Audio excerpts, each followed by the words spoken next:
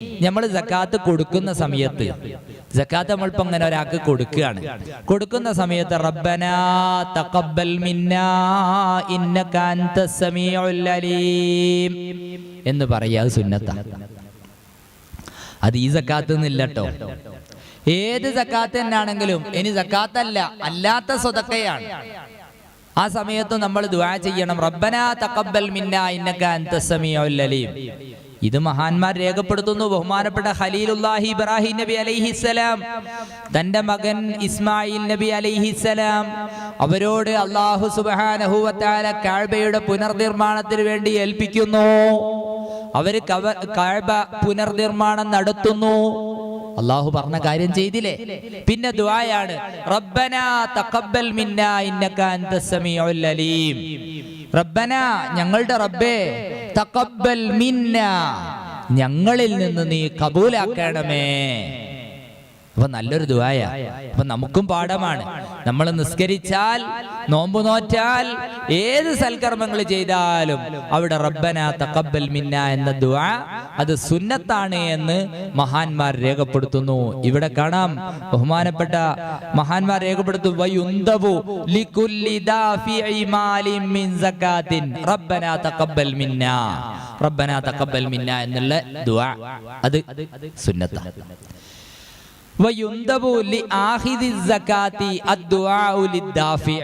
സക്കാത്ത് സ്വീകരിച്ച്, ഇപ്പൊ എനിക്കൊരാള് സക്കാത്ത് തന്നാൽ ഞാൻ സക്കാത്ത് സ്വീകരിച്ചാൽ അത് സക്കാത്ത് എനിക്ക് തന്ന ആളുണ്ടല്ലോ, അയാൾക്ക് വേണ്ടി ഞാനും ദുആർക്കുക. ആജറകല്ലാഹു ഫീമാ അഅതൈത വജഅലഹു ലക തഹൂറൻ വബാറക ലക ഫീമാ അബ്ഖൈത. എന്താണ് ആജറകല്ലാഹു ഫീമാ അഅതൈത? നീ നൽകിയതിൽ അല്ലാഹു നിനക്ക് കൂലി തരട്ടെ. വജഅലഹു ലക തഹൂറൻ, അത് തഹൂറാക്കട്ടെ. നിന്റെ മുതലൊക്കെ ശുദ്ധിയാക്കാനുള്ള ഒരു മാർഗ്ഗമാണല്ലോ സക്കാത്ത്. പിന്നെയോ വബാറക ലക ഫീമാ അബ്ഖൈത, ബാക്കിയുള്ളതിൽ അല്ലാഹു നിങ്ങൾക്ക് ബറക്കത്തും ചൊരിയട്ടെ എന്ന് നല്ലൊരു ദുആ. ഈ ദുആയും സുന്നത്താണ് എന്ന് ഫുഖഹാ രേഖപ്പെടുത്തുന്നതായി നമുക്ക് കാണാൻ കഴിയും. അപ്പൊ നമ്മളൊക്കെ ശ്രദ്ധിക്കേണ്ട കാര്യമാണ്. പിന്നെ ഫിത്ർ സക്കാത്ത് കൊടുക്കുമ്പോ എവിടെങ്കിലും കൊടുത്തു പോന്നാ മതിയോ? നമ്മൾ വീട്ടിലേക്ക് പോകുന്ന സമയത്ത് വീട്ടിലെ ആർക്കെങ്കിലും മക്കളെ കൊടുത്തു പോന്നാ മതി. ഇപ്പൊ ഉദാഹരണം പറയും, ഞാൻ എൻ്റെ വീട്ടിലെ ഫിത്ർ സക്കാത്തുമായിട്ട് ഇങ്ങനെ പോവുക ഒരു വീട്ടിലേക്ക്, ഒരു അമ്മദ്ക്കാരുടെ വീട്ടിലേക്ക്. ഉദാഹരണം പറയും, ഒരു അമ്മദ് എന്ന് പറഞ്ഞ ഒരാളുടെ വീട്ടിലേക്ക് പോകുന്ന സമയത്ത് അവിടെ കൊലായിൽ ആരുണ്ട്? ചെറിയ മോനുണ്ട്. മോന്റെ കൊടുത്ത് ഞാൻ മല്ലങ്ങ് പോരുക, അത് മതിയാകുമോ?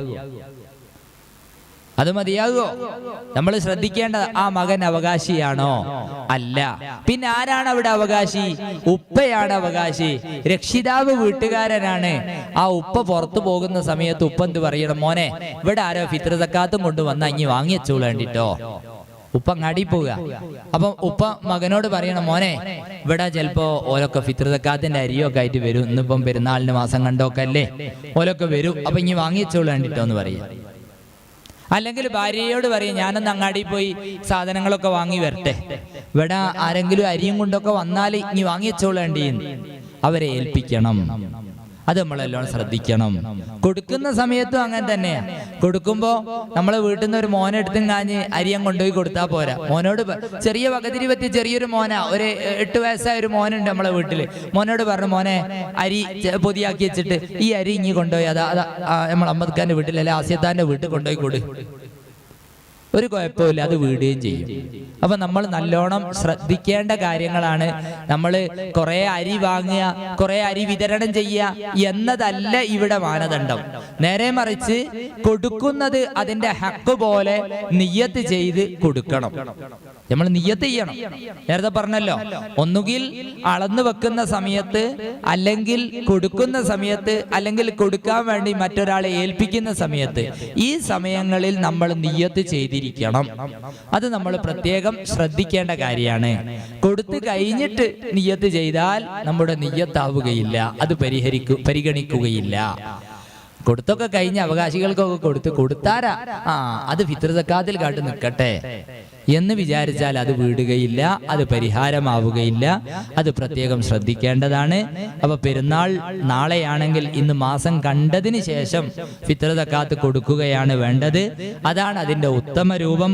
അതിന്റെ മുമ്പ് കൊടുത്താൽ അവകാശി, നമ്മൾ കൊടുത്തൊരാൾക്ക് അദ്ദേഹം മരണപ്പെടുകയോ അദ്ദേഹം അവകാശി അല്ലാതാവുകയോ ചെയ്താൽ നമ്മുടെ ഫിത്ർ സക്കാത്ത് വീടുകയില്ല. അതുകൊണ്ട് ആ കാര്യങ്ങളൊക്കെ നമ്മൾ പ്രത്യേകം ശ്രദ്ധിക്കണമെന്ന് സാന്ദർഭികമായി ഓർമ്മപ്പെടുത്തുകയാണ്.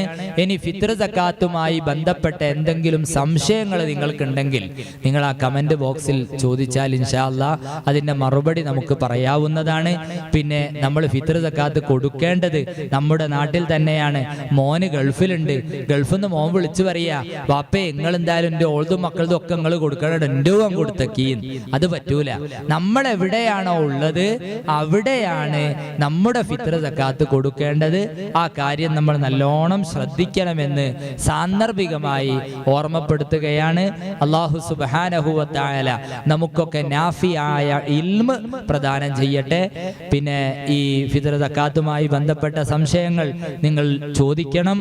അതേ പ്രകാരം നിങ്ങളുടെ നാട്ടിലൊക്കെ ഉസ്താദുമാര് പണ്ഡിതന്മാരൊക്കെ ഉണ്ടാവും, അവരോടൊക്കെ നിങ്ങൾക്ക് ചോദിക്കാം.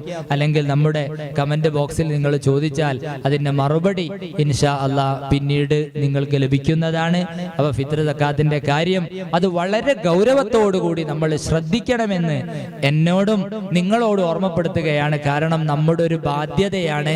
അത് നമ്മൾ ഹക്ക് പോലെ കൊടുത്തു വീട്ടിയിട്ടില്ലെങ്കിൽ നമ്മുടെ ബാധ്യതയിൽ അത് നിലനിൽക്കുകയും നമ്മൾ മരിച്ചാലും നമ്മളുടെ ഫിത്ർ സക്കാത്തിന്റെ ബാധ്യത അവിടെ അവശേഷിക്കുകയും നമ്മുടെ മുതൽ ഓരിയെക്കുന്ന സമയത്തൊക്കെ മക്കളെ കൊടുക്കേണ്ടി വരും. അല്ലെങ്കിൽ മക്കളൊക്കെ നമ്മൾ മുതല് ഹറാമ് കലർന്നതായ സ്വത്തായി പോകും. ഒക്കെ നമ്മൾ നല്ലോണം ശ്രദ്ധിക്കണം. സക്കാത്തിന്റെ കാര്യം മുമ്പ് പറഞ്ഞിട്ടുണ്ട്.